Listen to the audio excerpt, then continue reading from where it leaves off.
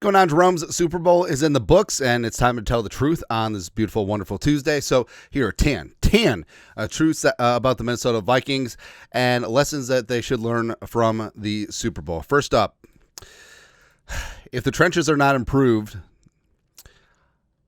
Kwesi should not be extended.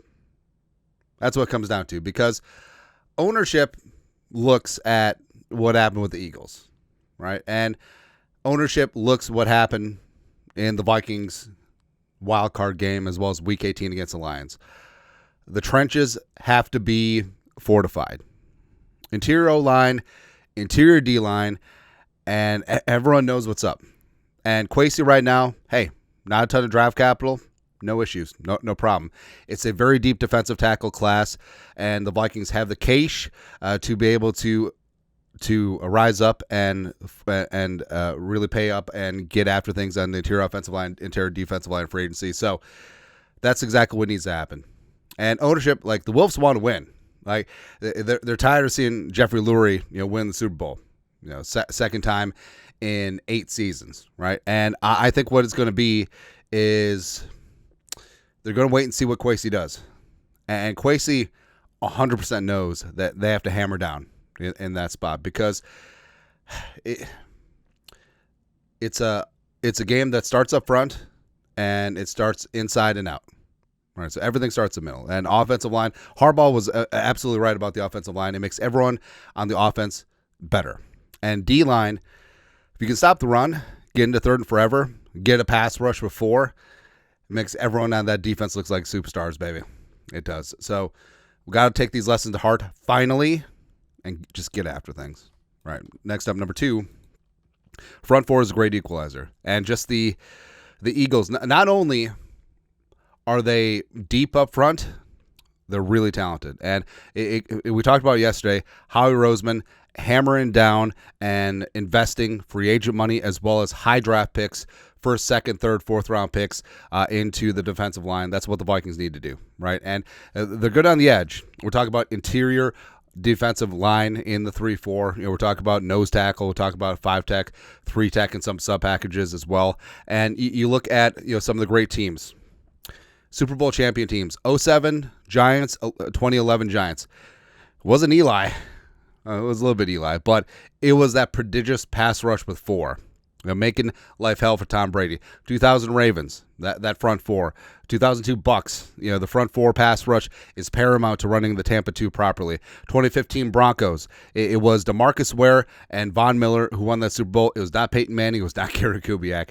And then the 2024 Eagles, they whooped Mahomes' ass. Or you can even say, too, 2020 Buccaneers whooping Mahomes' ass. It was that pass rush up front. Right, so that's exactly what needs to happen. And again, life gets a lot easier. And the Vikings, if you want to call their front 4 include Grenard and AVG, yes, that's perfectly fine. But getting home with 4 makes life so much better. Also, Flores can learn a lot from Fangio. So Vic Fangio is the prototypical uber aggressive, 3-4 getting after it defensive coordinator throughout all of his years. Right, gets to Philadelphia. They're a 4-man defensive line team, and they blitz 0 goose egg Andrew Russell times against Mahomes, and they dominate. They dominate. Your pressure on 44% of his dropbacks, 6 sacks, and that's exactly what it is. You adapt your scheme to your personnel. And with Flores, eventually the Vikings will get to the point where they can get a sustained pass rush just by sending 4. And Flores is blitz happy because they have to be, right? And the interior defensive line for the Vikings just was inert. Whether it's Phillips, whether it's Tillery, whether it's Bullard, Redmond had some flashes, but they just couldn't consistently get a push between the tackles, right? It was great with AVG and Grenard, don't get me wrong, but everything else just wasn't there. That's why they had consistently sent Cashman and Pace, leaving things a man short or 2 men short on the back end. But Flores can learn a lot from Fangio and just really adjust to circumstances. 4, the GOAT is nothing without offensive line. I mean, you could combine Mahomes and Brady and Joe Montana, and there was nothing that was going to happen with that offensive line. And what's scary is that the Chiefs' offensive line is pretty damn good. Creed Humphrey is one of the best centers in the league. Jumpin' Joe Thuney, one of the best guards in the league, although he was playing tackle because of injuries. People poo-poo on Trey Smith. Trey Smith was probably the Chiefs' best offensive lineman on Super Bowl Sunday. That's not saying a lot. It's like being the tallest dude on the South Korean basketball team. Congratulations on being 5'10". But, I mean, he was dinged with 3 pressures and a sack, but everyone was just shelled along that offensive line. And Mahomes could do nothing. And he really did look like Sam Darnold against the Lions and against the Rams, where, again, the absolute luxury of getting consistent pressure with 4, dropping 7, there was nothing open. And you just scanning all 22, there was nothing open downfield. And you saw Mahomes just, up until the end in garbage time, like he was just afraid to sling it because they were sitting there in their cover 2 shell. They were playing a lot of quarters as well, and they weren't giving up anything deep, and they also had all the underneath zones locked down, and they were still getting pressure. I mean, it's just clinical what Fangio did to Andy Reid, Matt Nagy, fake-ass Brad Childress, which is kind of funny. The whole Fangio versus Matt Nagy, the whole Chicago Bears dynamic, it's kind of awesome. 5, Bradbury can't be back. At a certain point, you've had enough data over the last 6 years that he's not the guy, right? And whether it's cutting bait, saving that $3.5 million in cap space, going after Ryan Kelly, going after James Daniels, going after Gray Zabel in the draft, going after Winters from Texas, like whatever, Majors from Texas, whatever you want to do, right?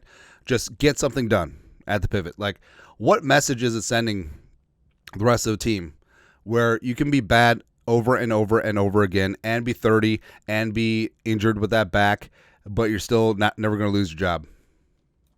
I don't know. 6, they need to run the ball in short yardage as well as in the red zone. So that's what it comes down to. Like the Eagles offense, like you know that the brotherly shove is coming. You can't stop it, right? I'm not saying that they should be able to do that, but consistently have that interior offensive line as well as execution and a running plan where they can get that yard when they need it, where they can punch it in inside the 5 when they need it, right? So settling, the Vikings were, what was it, 18th in terms of red zone offense. That's unacceptable. And the whole, that seems to be the blind spot right now for Kevin O'Connell and being able to dial things up on 3rd and 1, 4th and 1, right? Run the damn ball. 7. The beauty of a mobile quarterback. So Jalen Hurts, should he have been Super Bowl MVP? I mean, it did account for 3 touchdowns. One of them was the backbreaker to Devontae Smith, but I don't know. Someone on that defense should have been MVP, but you saw what happened. And beyond just the tush-push stuff, I mean, Jalen Hurts, getting out of the perimeter, making things happen, and also the introduction of a lot of RPO concepts, like making things really easy and either-or thing for the quarterback, and that's exactly what J.J. McCarthy can bring. Even though he came up in a pro-style system, he does have that skill set. He can run more of the gimmicky college stuff, and McCarthy can make it happen. His decision-making is top-notch, as well as his athleticism really puts a stress and strain on the defense. Because here's the thing, too. Like, if you have a mobile quarterback, generally defenses don't play a lot of man against you because they are so afraid of defensive backs turning their back on the quarterback, then all of a sudden he just takes off, finds a seam, and gets some easy yardage. So you're going to face a lot of zone, so you already know half the battle. All right, so you have a quarterback that can make good decisions, find dead spots, and just really stress and strain a defense. I mean, we're going to have that. Finally. 8, Kevin O'Connell can't be afraid of the kill shot. And when Kellen Moore dialed up that deep shot to Devonta, just completely ending the Chiefs. I mean, that was game over. Hurts, beautiful deep ball, Devontae, that was it, right? And Kevin O'Connell, I don't know, like, you just have to be able to just get all up in there and really step on the throat when you have that chance.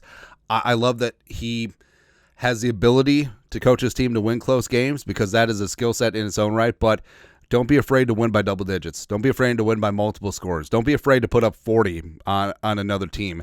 I feel like that's the plateau that we got to get off of and keep ascending. 9, Daniel Jones should be a priority. And Darnold's already gone, right? J.J. McCarthy's the guy, but Daniel Jones, you have to do everything in your power to convince him that it would be smart for him to stay here. Now, he already picked the Vikings once. All right, and he could have gone somewhere else to a lesser team and started right away last year after the Giants let him go. But Daniel Jones, He's got a great skill set. He was number 6 overall pick for a reason. High football IQ, high football acumen, and he's accurate. He wasn't very accurate at the end with the Giants, but his footwork was a mess.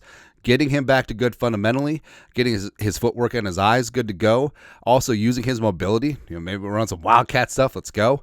I do think that Daniel Jones should be back as quarterback too, and it's okay if you pay him like 10, 11, 12 million bucks. Basically, with McCarthy's rookie deal, that's an extra million and a half on top. That's fine. That is a fine allocation of resources to the quarterback position because you need 2 quarterbacks in this league. You absolutely do. And Daniel Jones probably be the best backup quarterback in the league, especially in this system, especially with the weapons. Lastly, number 10, don't be afraid to whoop somebody's ass. It goes back to 8 as well. But I feel like the Vikings have a lot of fun, and it's a great culture. Don't get me wrong. And Kevin O'Connell is a player's coach, but I feel like obviously I hate the Eagles fans, but obviously hate Sirianni, but that team has an edge of we're going to whip somebody's ass. And that's exactly what the Vikings need to turn the corner on, right?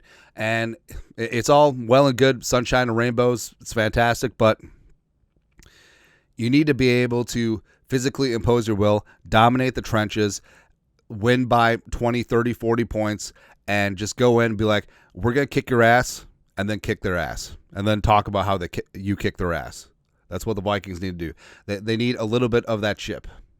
Hopefully they'll get it. But that's it. That's at 10 truths that the Minnesota Vikings should have learned from the Super Bowl. Let us know your thoughts, our thoughts, comment section. You guys are the best you know what to do. Skol, production value.